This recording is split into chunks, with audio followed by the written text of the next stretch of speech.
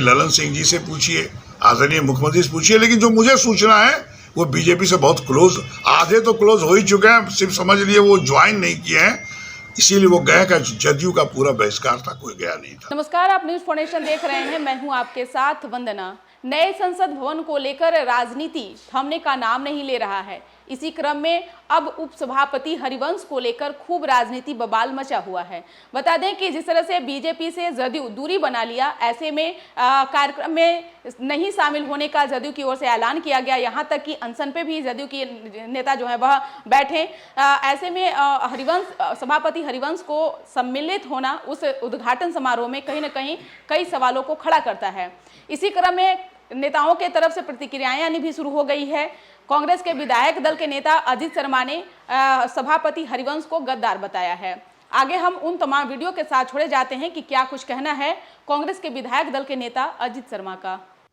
देखिए, निश्चित तौर पर ये नए सदन का जो उद्घाटन समारोह था, निश्चित तौर पर राष्ट्रपति को के द्वारा कराना चाहिए। वो सर्वोच्च पद है, उससे बड़ा पद कुछ नहीं होता है देश में।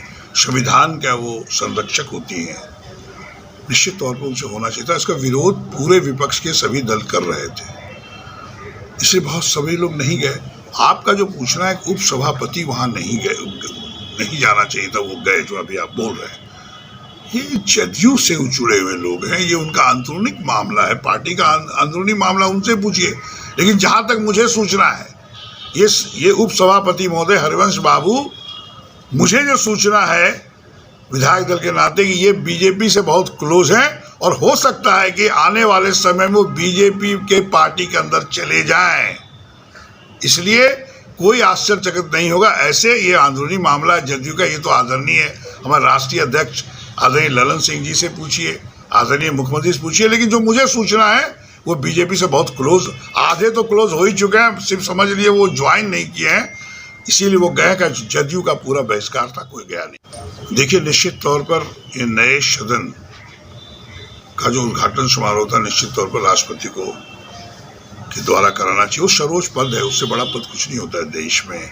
संविधान का वो संरक्षक होती हैं, निश्चित तौर पर उनसे होना चाहिए था। इसका विरोध पूरे विपक्ष के सभी दल कर रहे थे, इसलिए बहुत सभी लोग नहीं गए। आपका जो पूछना है, उप सभापति वहां नहीं गए, नहीं जाना चाहिए था, वो गए जो अभी आप बोल रहे हैं। ये जदयू से जुड़े हुए लोग हैं, ये उनका अंदरूनी मामला है, पार्टी का अंदरूनी मामला, उनसे पूछिए।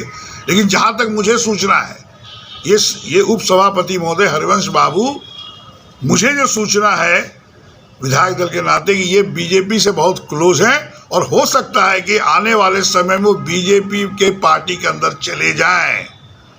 इसलिए कोई आश्चर्यचकित नहीं होगा। ऐसे ये अंदरूनी मामला जदयू का, ये तो आदरणीय हमारे राष्ट्रीय अध्यक्ष आदरणीय ललन सिंह जी से पूछिए, आदरणीय मुख्यमंत्री से पूछिए, लेकिन जो मुझे सूचना है वो बीजेपी से बहुत क्लोज, आधे तो क्लोज हो ही चुके हैं, सिर्फ समझ लिए वो ज्वाइन नहीं किए हैं, इसीलिए वो गए का जदयू का पूरा बहिष्कार था, कोई गया नहीं था।